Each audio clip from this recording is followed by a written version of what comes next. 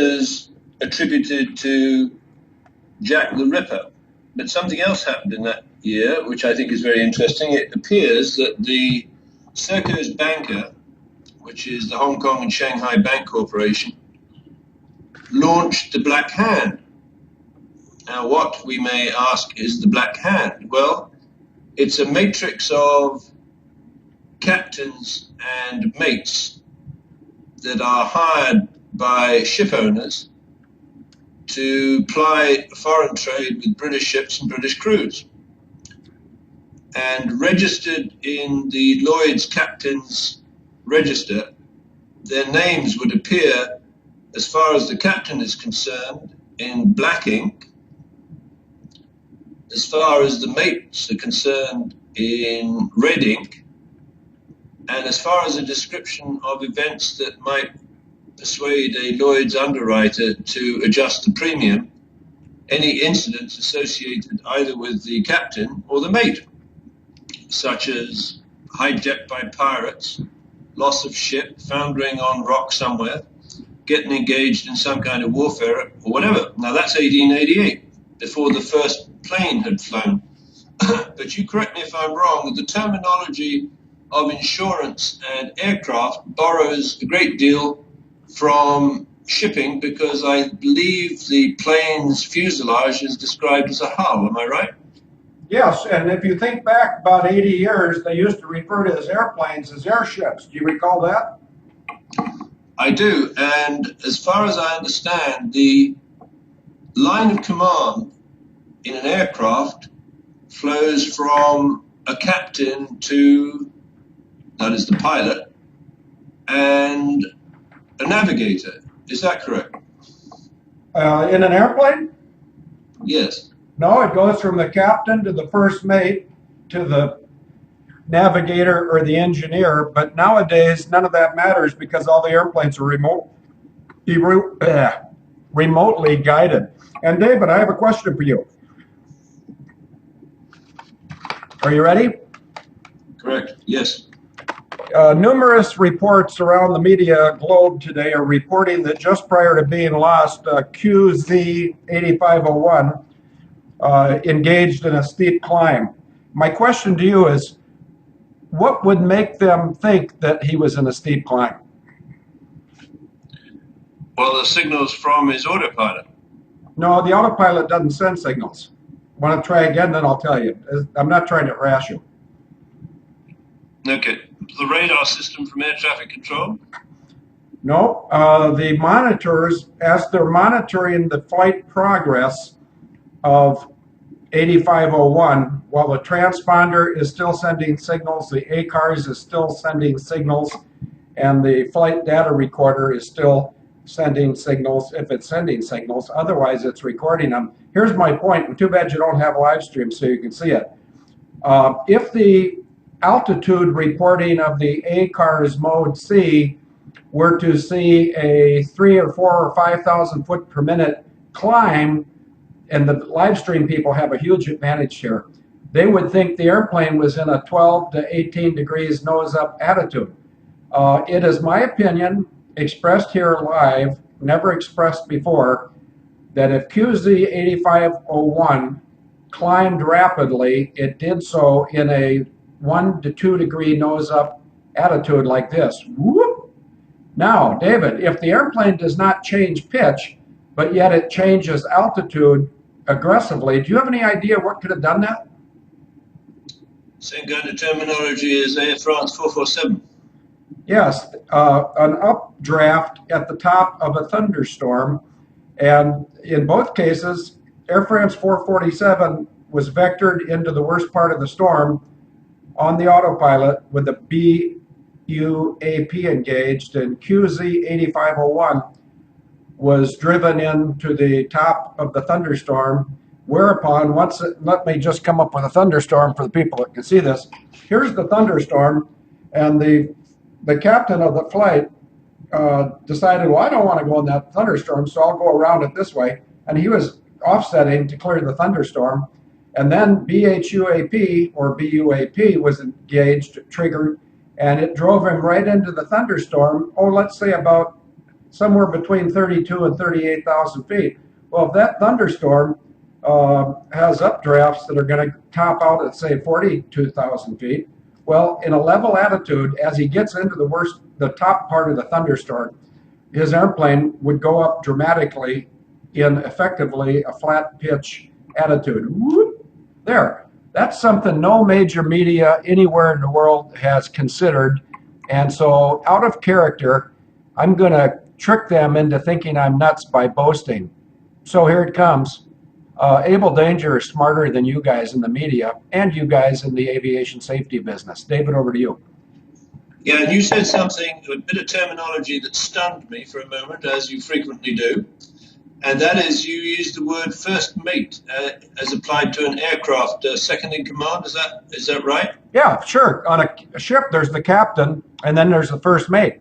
On aircraft, there can be the captain and the first mate, or the first co-pilot and the second co-pilot. And just because some people like Agent Chips more than they like myself, I would say that there are songs about people that either have a first kiss or a first mating. So, in fact, I got to go find unless somebody else can do it. In fact, let's engage the chat room early on. First one to find the YouTube of two monkeys procreating on a car hood win a secret prize. I'm not sure what the prize is. It's a secret. Otherwise, I'd tell you. David, over to you. Okay, so I think we have them over a barrel. We're ready for a body slam, and we can dismantle the Black Hand probably in the next 30 days. Now, do you recollect, Field, back in the yes, I do. days when you... Yes, I do recollect. You and I met. We fastened onto, certainly I think it was in one of the earlier books, the fighter flow diagram for the Amalgam Virgo exercise of the 1st and 2nd of June 2001. Over to you. Yes, and John McCain, little wimp, he boasted a little bit too much. He put a CF-18 in 6 Budweiser cans, and even though John McCain doesn't have any idea which 2 airplanes did not follow through on their mission, nor where they got the intel to knock it off, one of those airplanes was Delta 1989. Back to you, David.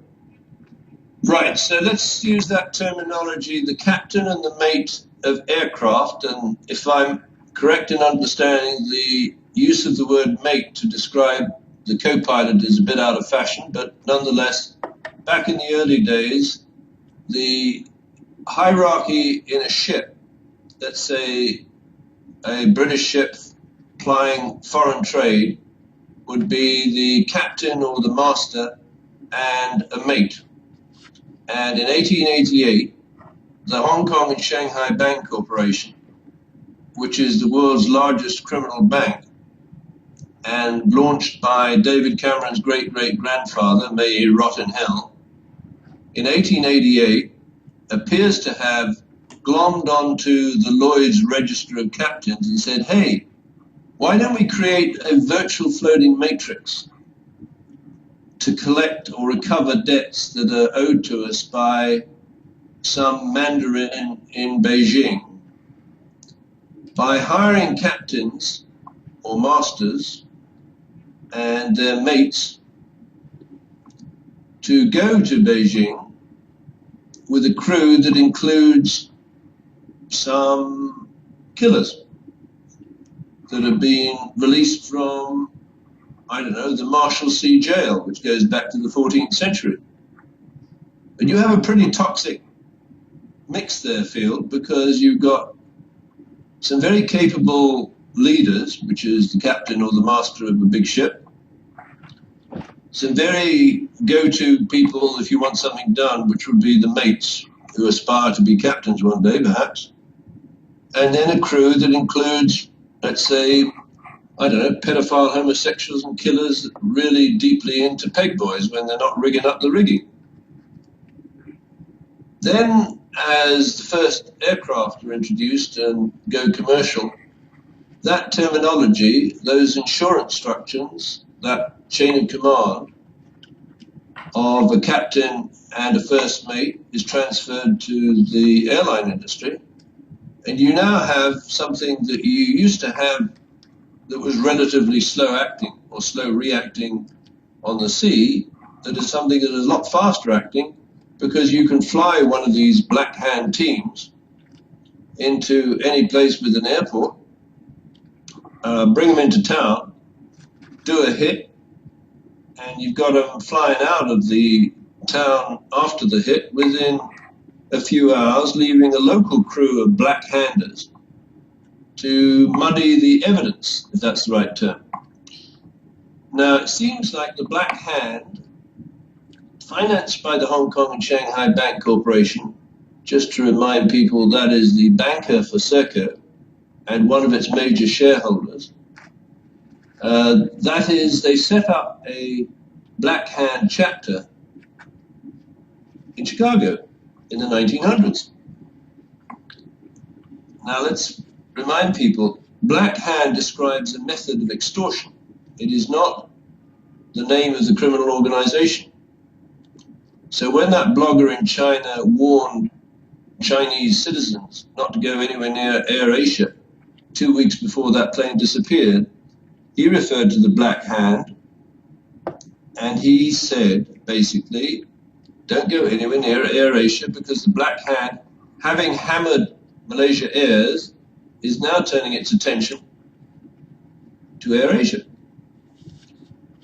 Now that prompted me to think, why did that stupid woman, Michelle Obama, fly possibly in Air Force One, I don't know that to be true, out to Beijing a few days or few weeks after the hijacking of MH Flight 370 and meet with the Chinese leader? I mean, why would a loser woman who happens to be black meet with, theoretically, what the hard left in the United States of America would say is, or should be, the most powerful man in the world, the president of the Chinese People's Liberation Republic and army? Well, maybe she's not as powerless as her brain would suggest. Maybe she's very powerful. Let's remind the audience. She's an intellectual property lawyer with Sidley Austin from 1988 to 1991, when she was apparently disbarred for trying to shake down Sidley Austin's clients, even though they'd done quite a cleanup of the evidence. But in 1988, when she joined Sidley Austin, she would have met, if she didn't know her already, one Bernardine Dawn, who for 4 years had been grooming young women interns in the joys of homosexual sex. And probably the use of children for the purposes of pedophile entrapment and blackmail. So you've got this woman who trots off to Beijing in Air Force One or the equivalent. What message is she carrying to the president? Well, it turns out, Field, that the Industrial and Commercial Bank of China, which is apparently the biggest bank in the world now, has a leveraged lease on the plane that disappeared. Now, who do we know who's an expert in the use of leveraged lease in accelerated debt recovery? Over to you. Repeat the question succinctly, please. I was masticating. Who do we know that is an expert, a presumed expert, in the use of a leveraged lease to accelerate debt recovery? Barack Obama. Correct. In 1984, he was at BIC, which some people will say is Business International Corporation. Others might say it's the British Invisibles companies, as in the livery companies in London. He was trained and groomed in currency swaps and leveraged lease. And very briefly, a leveraged lease is you would provide the lessor with most of the money he needed to buy some planes. In this case, it would be Tony Fernandez. So let's say AirAsia, out of the pockets of Tony Fernandez, put up 1, 2, 3, or 5% of the costs of those aircraft. And the Industrial and Commercial Bank of China put up 95%. And let's say AirAsia was defaulting on covenants, just like Serco is, and was, for whatever reason, unable to pay back its money at the rate demanded. So Michelle Obama goes to Beijing and meets with President Ding-a-ling-ling and says, well, we did a pretty good job for you with Malaysian Airlines MH370 and MH17, and you got with your Industrial and Commercial Bank of China a defaulting lessor. How would you like to make a quick buck, and we can put some money in your Swiss bank account and your colleagues? But of course, if you ever reveal what you've done here, we will show some snuff film images of what you and your colleagues, and go back a generation or two, Mao Zedong did to little Chinese girls during the Long March. Now, why would we think that Mao Zedong was a pedophile? Well, he was apparently supplied with little girls on the Long March by a woman named Anna Louise Strong, who used to stay at Hull House in Chicago with the lesbian Jane Addams. And Anna Louise Strong was doing exactly the same as the British have been doing for decades, which is setting up potential leaders with little children to amuse or abuse, and then blackmailing them. So Michelle Obama arrives in Beijing and stays at the Westin Hotel, which is owned by the Starwood Group, which is equipped with Red Switch network technology, courtesy of Serco. And she shows this stuff to President Ding-a-ling-ling and explains exactly the consequences of not doing what the Black Hand is telling him to do, and how he can be enriched personally and his corrupt colleagues, the kleptocrats in China, through this business of liquidating a leveraged lease on a plane. Now, maybe she didn't specify which plane, but the point is President Ding-a-ling-ling would have known that he could make a great deal of money by knocking QZ 8501 out of the skies. Now, I'm going to hit you with some technical questions because you're the expert here, Phil. Okay, I'm the expert on all things. I'm referred to in a lot of bathhouses as the Omni expert. Go ahead, David. Excellent, and I hope you keep your kilt clipped to your kneecaps. I have a long kilt. Excellent. Thank you. Do you need it? No, it's cold. Okay, right. My understanding is that the pilot of this QZ8501 requested permission to climb from 34,000 feet to 38,000 feet because he wanted to avoid a storm. Is that correct? That's what we're told, yes. Okay, my understanding is that air traffic control in Jakarta, and there are records that indicate the air traffic controllers in Indonesia were trained by Serco back in the 90s. Air traffic control in Jakarta told him, no, you can't. Now, I don't know what words, and it's going to be very interesting if we ever find out the actual words exchanged between the pilot and air traffic controller in Jakarta. And I believe those words will be erased somehow with the voice cockpit voice recorder. Anyway, he was told he couldn't do it. That's what we understand. So what did they allow him to do? Did they force him into, wait for it, a blue airspace where temporarily at least it was a relatively blind spot. So other aircraft in the vicinity, presumably at the higher elevation, were unable to see what to 38,000 feet.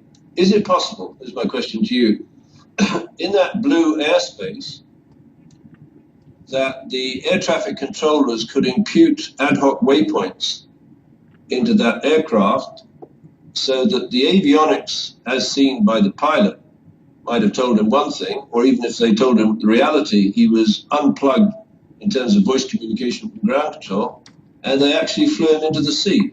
Over to you.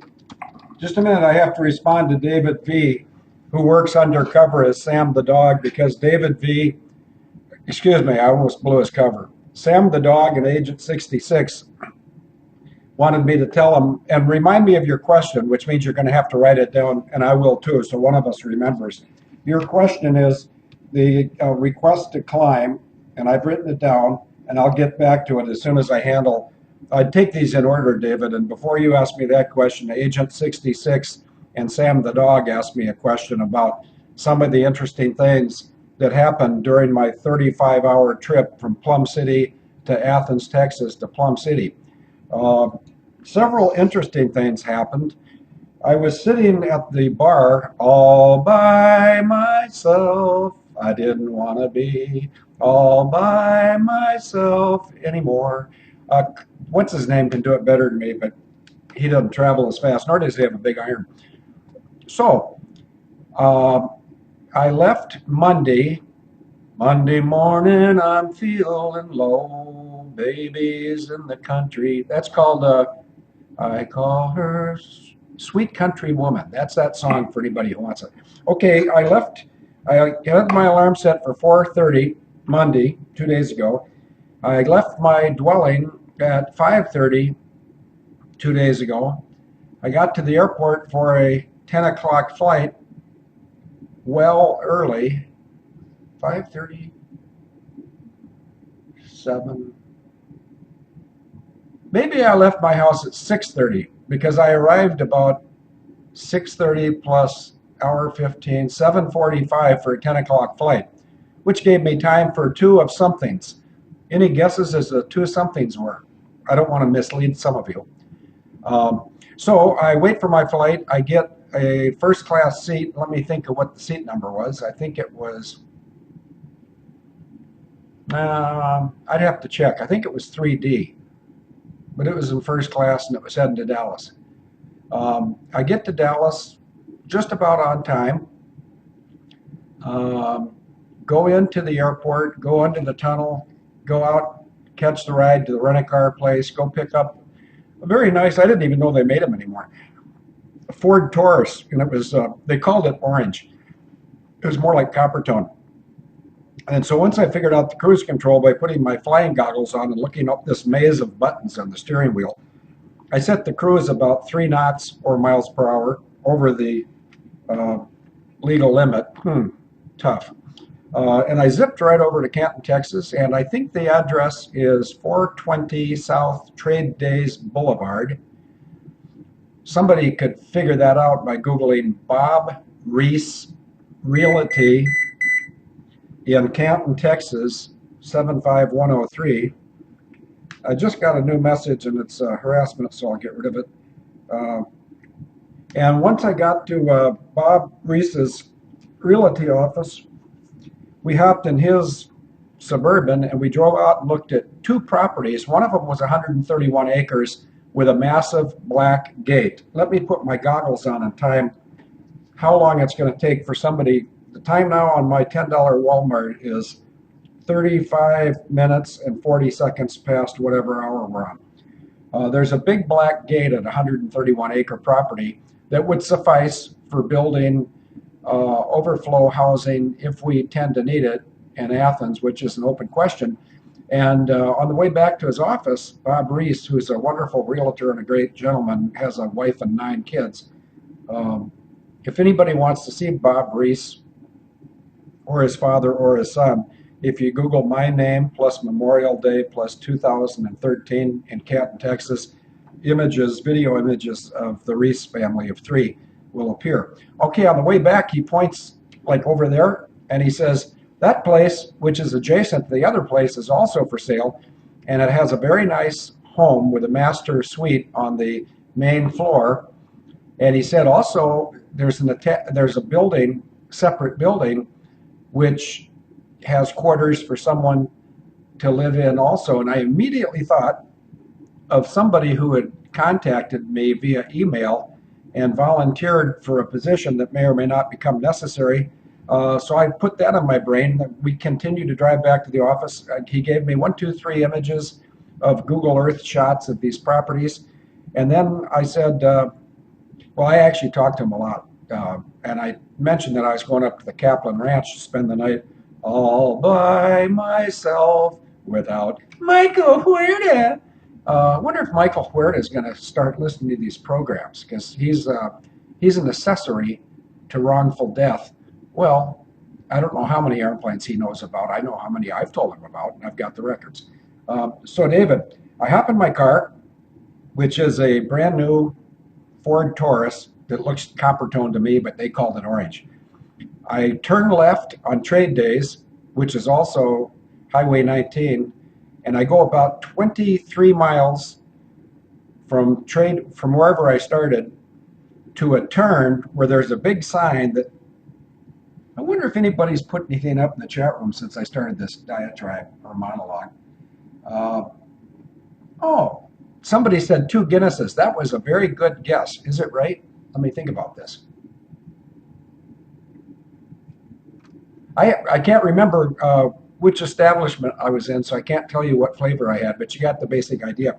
So I go 23 miles down, and if somebody wants to Google Water's Edge plus Athens, Texas, you'll see a gated community of very nice upscale homes on a lake. And so as I'm going down Highway 19 to the south, you guys are south and I'm north, I'm going down here 23 miles south of my origin point. Somebody put in an ad hoc waypoint, pointed me straight west. I went west to a driveway that goes back to the north. I turned north, and I drove up that driveway for a ways until it split off to go to the waterfront homes. And I didn't take that split off. I went right down the driveway that led to Kaplan Ranch. If somebody wants, Bob Reese Realty, thanks, 66, 430. I was wrong. I said 420. South Trade Days Boulevard. That number looks correct. Watch this. I'm not going to, David, don't worry. I could pull that number up because it's in my phone from 2 days ago. When at about 12:30 to 12:45, I called him and told him I'd be there at 2 o'clock. I got there at 1:45 because I was 3 knots over the limit. Laughing here and commenting, Ginger says. I wonder what she's doing. Wait a minute. Vodka kills germs. Gloria, I'm germ free. So David, I go down the driveway. I enter the secret code in the gate, and I could tell you the secret code, but if we end up getting that ranch and I'm in there with my 10-gallon hat, I don't want people sneaking through the thing because I gave the code.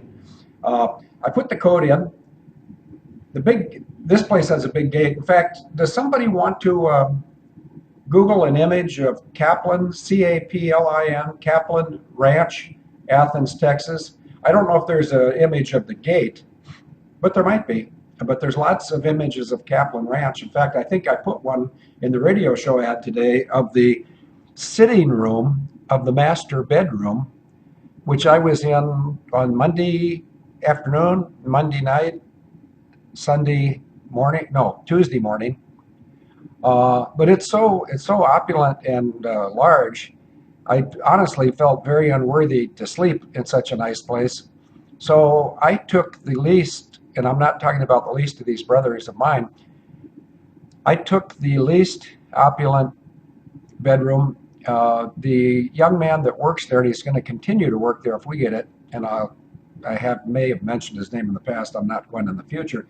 He said, you can stay there in the master bedroom if you want to, which I didn't want to.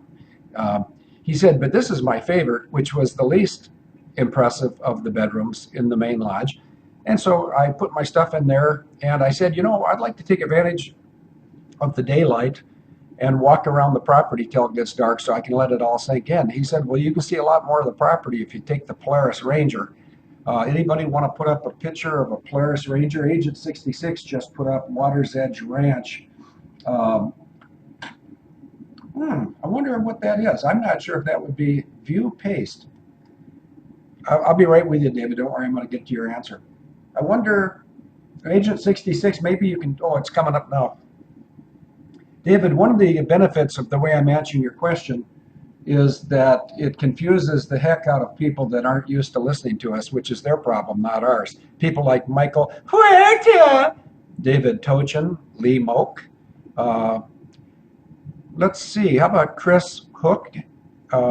Let's see, well, those other two guys at DOJ. Hurley Johnson.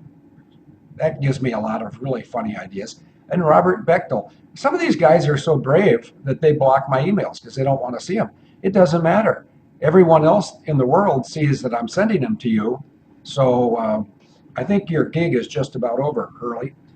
Okay, David, back to the answer. I go out and I hop on a Polaris Ranger. I look all around the property. I go into a gated, there's a 10-foot fence that probably, lineal feet, is probably well over a mile, that circles a small pond, not pond, lake. There's 3 private lakes on the property, all of which have big fish.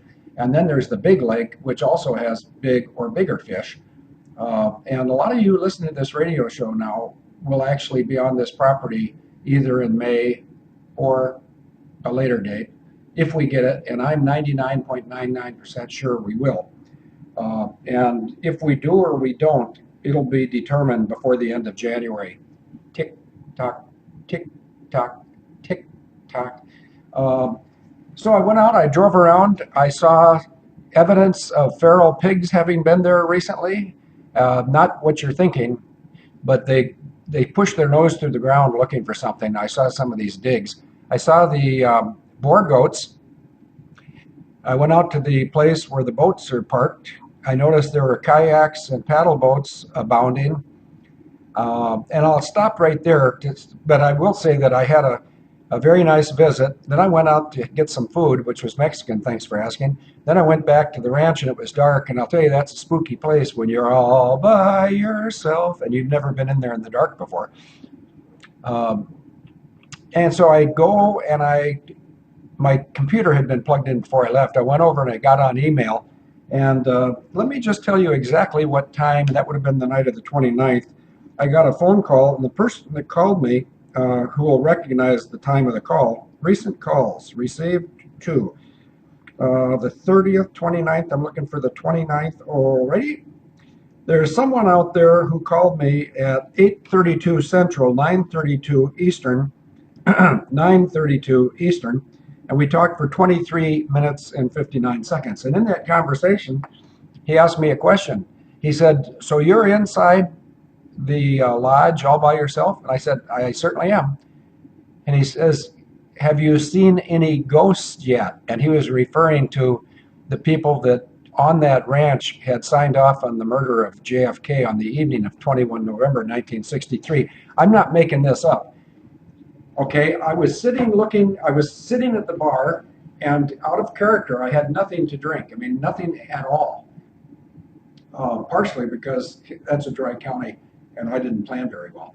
But let me stop right there, because as I'm looking at this bar that I'm sitting at, and I was sitting there only because I wanted to be up higher than the table, I get this phone call from somewhere in another time zone where it was 9:32, foot stomper. And that party says, have you seen any ghosts yet? Okay, I slipped. When he, she, they, or it said, have you seen any ghosts yet? In my peripheral vision, I thought I saw something to the right, and I looked down there and I thought, I'm not making this up, I thought I saw something white, like a white image.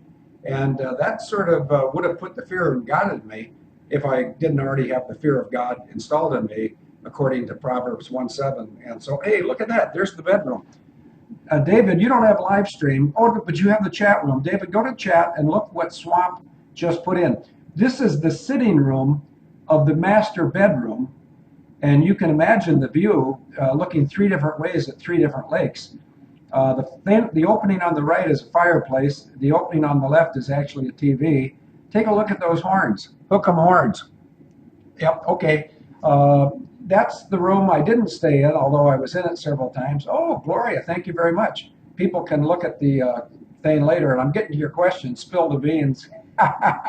Oh, Able Danger is a lot of fun. That's a great job to have. I wish I didn't have it. I'd rather be fishing, which reminds me, how many times have I said I'd rather be fishing because I haven't been fishing since 1984? If this ranch deal occurs, and I certainly believe it will, I'll be fishing as a good host or an ambassador. So where was I? Oh yeah, I saw an apparition, and I looked down there again, and I couldn't see it again. And I was thinking, thank you for not letting me see it again. Really sort of frightening, even if you are 65. We talked for a while. We took care of some business. Then I went back, and somewhere around 9:30 or 10 o'clock, I'd have to check my last phone call on that day or my last email. I went to sleep, and I slept just like a baby, sort of. It's the most comfortable bed I've ever slept in. Then I got up in the morning. Then I threw my junk in my bags. I put my bags in the back of that Taurus. I looked at my watch, and I said, "This is a good deal. My flight takes off at 12:24, and I'm getting out of here at 6:45." That's called never having driven directly from Athens to DFW Airport and having a GPS that says an hour and 15 minutes and having a MapQuest that says an hour and 18 minutes and having a human tell me I always plan on 2 hours, and that human is the young man that works at the ranch. So I thought, well, the young man's probably smarter than the technology, and so I'll add an hour to that. So I blasted off. I have to be there 2 hours early, according to Myth. Myth, as good as a mile. So anyway, I left well early. I arrived at the airport well early, and that's the part I wanted to get to, David. When I was going underground, there's two things that happened that profoundly were recognized by me as signposts from God. First, at the time that the guy with the 23-minute phone call or whatever it was, when he said, "Seen any ghosts yet?" as I turned my head to look down this hallway, I noticed there's a Crown Royal bag up in the bar with a bunch of empty glasses. And I wondered if it was just stuffed with something or if there was a bottle of Crown Royal in it. So after I had the luxury of time, I went over there and I looked, and sure enough, there was a small Crown Royal bottle with some Crown Royal, which I had none of because I think that's being a poor guest. But anyway, I thought, how remarkable.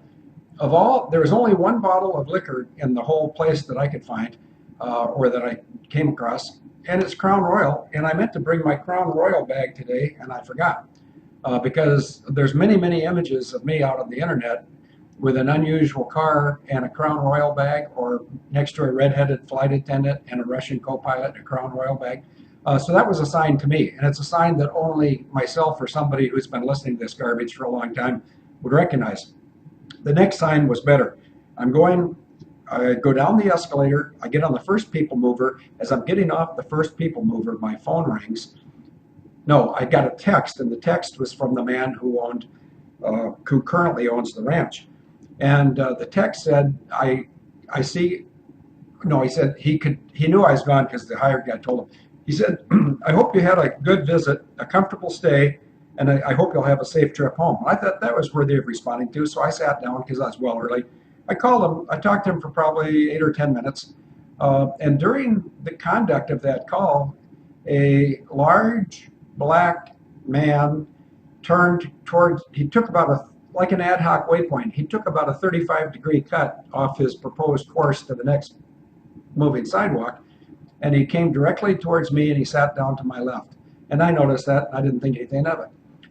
So anyway, I got done talking to the guy, and then I hung up, and the large black man with an unusual accent said, "Hello, brother." That's not true. He said, "Greetings, brother."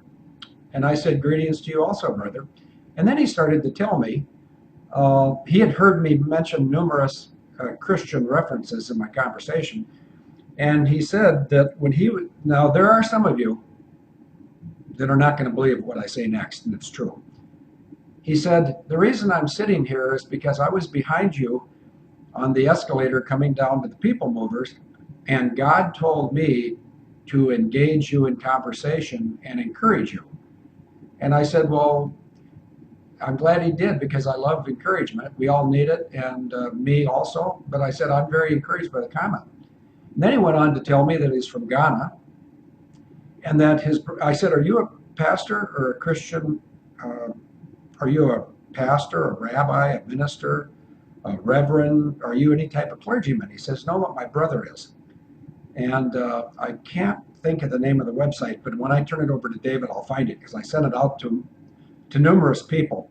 I set out this website in Ghana where his brother is evangelizing to the world to make Ghana a better place, Africa a better place, and the world a better place. And it is the opinion of both these men, the man in Ghana and the man that I was sitting next to from Ghana. Both these men believe the United States of America is where a, what is that word, revival has to start, and they think it will start. And I'll get off this real quickly, David, but the black man from Ghana, whose name is Edward, he invited me to come to Ghana and appear on his brother's TV show sometime, because in the brief conversation, which was probably 20 to 30 minutes, I said enough things that jived with what he, notice that word jive, that's not my point. I said enough things that were right down their alley where he understood why it was God wanted him to talk to me, and he ended up getting just as encouraged as I did. Okay, enough about that. Those were the two affirmations during my trip, the Crown Royal and the Christian Messenger from Ghana. And David, according to my notes, you had asked me a question about request to climb, whereupon the one of the two pilots, it doesn't matter which, contacted air traffic control. And just as an aside, almost everything you'll see in the media or any reports that he asked the air traffic controller in the tower. No. Tower hands you off to departure. Departure hands you off to center. And in the case of going across the ocean, they'll hand you off to the people that handle you over the ocean. And Singapore handles it northbound towards Beijing until you get to the Singapore airspace, which has a corner with Vietnam airspace. And guess what's there? BITOD intersection. That's where Malaysia 370 was snatched by Serco. It wasn't too many more minutes later that Malaysia 370 was snatched through a back